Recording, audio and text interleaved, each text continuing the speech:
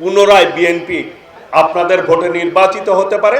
BNP আবার খাল খনন কর্মসূচি পালন করবে। একটি দল আছে তারা বেহেশতের টিকিট বিক্রি করে বেড়ায়। দেশনায়ক তারেক রহমান ঘোষণা দিয়েছেন আগামী দিনে শহীদ রাষ্ট্রপতি জিয়াউর রহমান যে খাল খনন কর্মসূচি নিয়েছিলেন সেটি পুনরায় বিএনপি যদি আগামী দিকে নেন আপনাদের ভোটে নির্বাচিত হতে পারে। বিএনপি আবার খাল খনন কর্মসূচি পালন করবে, কারণ এই খাল খননের মধ্য দিয়ে সেচের ব্যবস্থা হয়। আমরা শুষ্ক মৌসুমে ঠিকভাবে পানি পাই না, আর বর্ষা মৌসুমে আমাদের পার্শ্ববর্তী দেশ ফারাক্কা বাঁধ দিয়ে সেই পানি ছেড়ে দেয়, বন্যায় আমরা তলিয়ে যাই।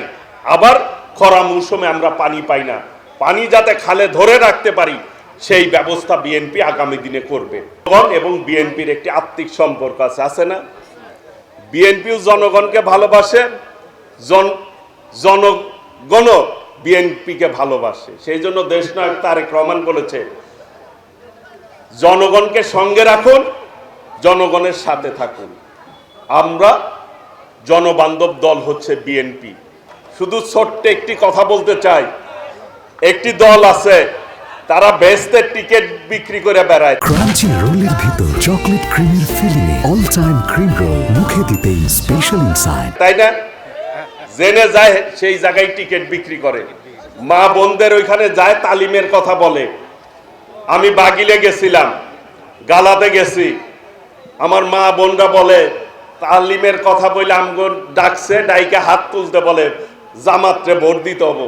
তখন অনেকেই প্রতিবাদ করছে, না আমরা তো ভোটের কথা বইলা নিয়ে আসেন নাই, তালিমের কথা বইলা নিয়ে আইসা এখন ভোট চাচ্ছেন, হবে না। অনেক মা বোনরা উঠা চলে গেছে। প্রিয় ভাইরা, কোরআনে আছে কিছু মানুষ মুসলমানের বেশ ধরে চলবে, মুসলমানের সামনে গেলে মুসলমানের কথা কয়, আবার বিধর্মীদের সামনে গেলে বিধর্মীদের, ভিন্ন ধর্মের সাথে যখন যায় ওই ধর্মের সাথে তাল মিলিয়ে কথা বলে। আমি মুসলমান, সব জায়গায় যায় বলবো আমি মুসলমান।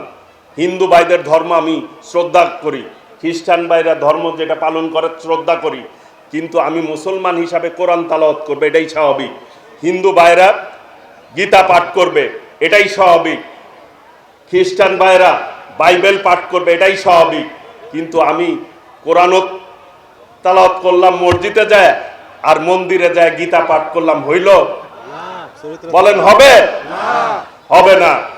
কাজেই এই কাজটা যারা করে, কোরআনে আছে এদেরকে মুনাফেক বলা হয়। এই মুনাফেক সম্পর্কে সতর্ক থাকতে বলছে কোরআনে।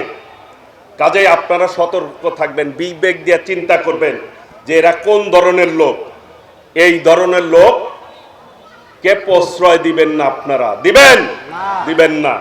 এদের ব্যাপারে সতর্ক থেকে পদক্ষেপ নিতে হবে।